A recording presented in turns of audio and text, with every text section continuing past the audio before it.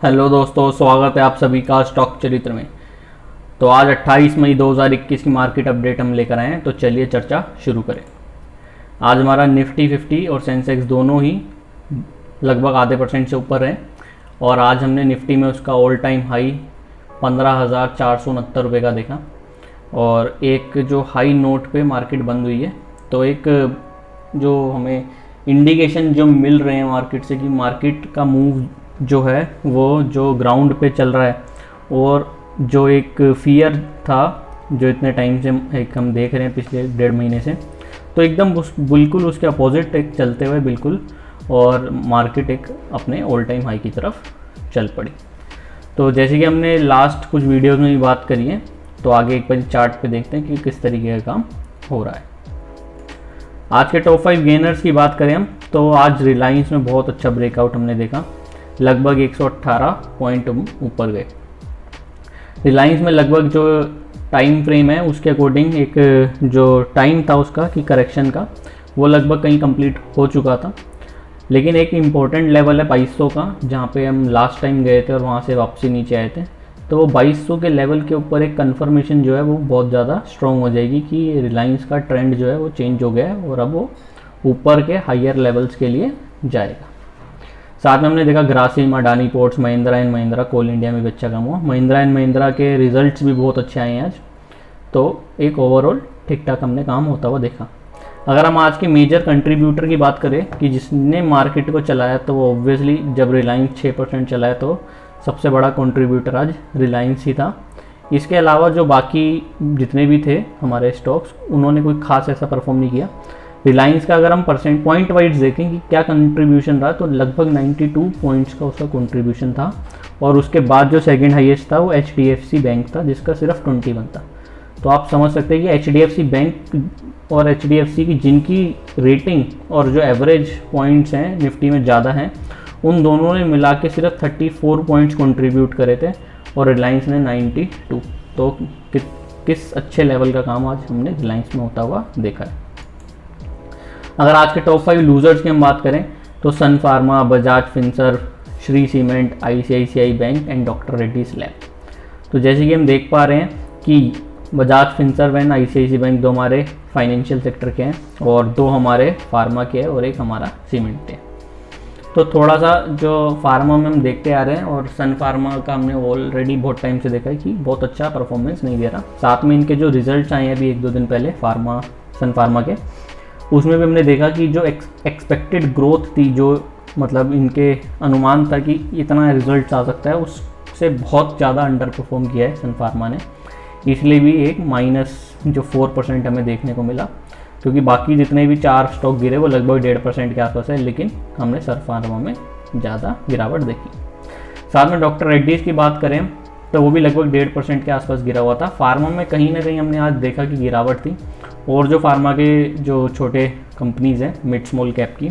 उसमें भी कहीं ना कहीं थी। एक हेस्टर बायोसिस का आपने सुना होगा कि उसका गवर्नमेंट ऑफ गुजरात के साथ एक कंसोर्टियम है जो भारत बायोटेक को फॉर्मुलेशन बना के देगा कोवैक्सीन की वैक्सीन के लिए। तो उसमें हमने सुबह देखा था बहुत अच्छी तेज़ी बनी थी और बाद में कहीं जब क्लोजिंग हुई तब तक वो थोड़ा नीचे आ गया था, लेकिन एक ओवरऑल उसमें हमने देखा कि ठीक ठाक काम हुआ था। आज के हम चार्ट की बात करें निफ्टी के, तो ये जो हमारा डेली का चार्ट है, तो हमने जो एक अपर लेवल जो एक लगा रखा था 15,374 का, आज हम उसके ऊपर गए और उसके ऊपर ही पूरा दिन हमने काम किया और वहीं ऊपर ही क्लोजिंग दी। तो एक जैसे कि आप देख पा रहे हैं कि यहाँ पे भी एक 2G टाइप का फॉर्मेशन था, एक और 2G टाइप का फॉर्मेशन था। तो मंडे जो है वो हमारे लिए क्रिटिकल है, क्योंकि लगातार जो 2 दिन से हम एक तो ये देख रहे हैं कि एक अनसर्टेनिटी है, कहीं ना कहीं मार्केट दोनों डायरेक्शन में मूव हो रही है। दूसरी चीज़ क्या है कि जो हमारा एक अभी तक का हाईएस्ट पॉइंट था निफ्टी में, हम उस कहीं आसपास है और बल्कि उसके ऊपर चले गए और उस रेंज के मतलब आसपास है। तो जो हमने एक ऊपर का लेवल एक रेजिस्टेंस का लगा रखा था, हम उसके ऊपर गए। तो अभी हमने जो पिछले कुछ दिनों में देखा कि जो हमारा लास्ट एक रेजिस्टेंस का जो लेवल था वो और ये वाला जो एक रेजिस्टेंस है, इन दोनों पे अभी हमारा सपोर्ट नहीं बना है। तो अभी इस रेंज के अंदर हमें कहीं ना कहीं काम करने की ज़रूरत है और एक अच्छा सपोर्ट इस रेंज में बना के फिर हम ऊपर की तरफ जाएंगे, तो वो हमारी जो ग्रोथ होगी वो सस्टेन्ड रहेगी आगे लॉन्ग टर्म के लिए, और हम इस लेवल पे शायद दोबारा देखने नहीं हैं। तो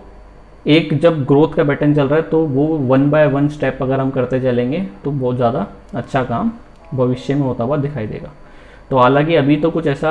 लग नहीं रहा है, लेकिन आपको बैक ऑफ द माइंड रखना चाहिए इस चीज़ को कि यहाँ कहीं लाइफ टाइम हाई निफ्टी का था इस रेंज में, और यहाँ पे अभी हम 3 महीने 4 महीने इसी रेंज के अंदर हमने काम किया। तो ये जो 2 लेवल है इनके बीच में अगर हम काम करके जाएंगे ऊपर तो वो अच्छा होगा, जिससे कि सपोर्ट जो है इस रेंज में रहे। और अगर हम कल को थोड़ी बहुत करेक्शन करते हैं 16 साढ़े 16 हज़ार से, तो हम बहुत ज़्यादा नीचे कहीं ना जाएं। अगर हम छोटे टाइम फ्रेम की बात करें जो कि हमारा 2 घंटे का चार्ट है, तो आप देखेंगे एकदम यहाँ पे रेड कैंडल से छूके और क्या बहुत बढ़िया ऊपर गए, और आज भी एक बहुत पैक्ड तो नहीं, लेकिन हाँ एक रेंज में एक जो हमारा काम होता रहा तो वो चल रहा है। तो अभी हमारे लिए जो देखने के लेवल है वो जो हमारा पहला जो लेवल था 15,400 के आसपास का, वो देखने के हमारे पास लेवल है। और अभी हमें कहीं ना कहीं थोड़ा back of the mind in सब चीज़ों को ध्यान रख के चलना है कि कहीं जो मार्केट में ग्रीडीनेस का लेवल है वो बहुत ज़्यादा ना बढ़ गया हो, और जो अभी हमने इस रेंज जिसमें बाहर आए हैं उसमें कोई सपोर्ट नहीं बनाया है, तो वो सपोर्ट भी बनाना ज़रूरी है। और साथ में जिस लेवल को अभी हमने आज काट के ऊपर गए वहाँ पे एक मेजर रेजिस्टेंस है। तो इन सब चीज़ों को हमें ध्यान रखना चाहिए और उसके अकॉर्डिंग अपना आगे का काम करते रहना चाहिए। आज हम आपके लिए कंपनी लेकर आए हैं southern petrochemical industries corporation limited. ये एक फर्टिलाइज़र्स की मेजर कंपनी थी, और अब आजकल इन्होंने अपना जो बिज़नेस एरिया है उसको डाइवर्सिफाई करना भी शुरू कर दिया है कि जो फर्टिलाइज़र्स के लिए केमिकल और ये जो प्रोडक्ट्स बनाते थे उनके फीड नरिशमेंट और प्रोटेक्शन वगैरह के लिए, और साथ में जो न्यूट्रिएंट्स बनाते थे, अब उन सब चीज़ों को यूज़ करके इन्होंने फार्मा के एंजाइम एग्रीबायोटेक, ये जो पूरी एक चेन है जो कि एग्रीकल्चर में यूज़ होती है, रूरल इकोसिस्टम में यूज़ होती है, तो उनके और भी प्रोडक्ट्स बनाने शुरू कर दिए। साथ में जो उन प्रोडक्ट्स को बनाने के लिए मशीन चाहिए उस पर भी ये लोग काम कर रहे हैं, इसलिए इंजीनियरिंग सेक्शन में भी थोड़ा बहुत काम कर रहे हैं। अगर हम SPIC का चार्ट देखें तो लगभग 1998 से हमारे पास ये चार्ट है, और हमने इस चार्ट पे 3 एक लाइन अपनी लगा रखी है। एक नीचे 37.90 की है, ऊपर 86.40, और एक ये हमारा जो लास्ट टॉप के आसपास था 56.70 के आसपास। तो ये जो हमने 3 लाइन लगाई है, इनका जो लगाने का मेन रीज़न है कि ये वाला जो हमारा लेवल है यहाँ से भी हमारा ब्रेकआउट आया एक अच्छी वॉल्यूम के साथ, और इसी लेवल पे हमारी जो लास्ट जो हम देखें तो करीब 6 वाली रेजिस्टेंस हमने ली थी।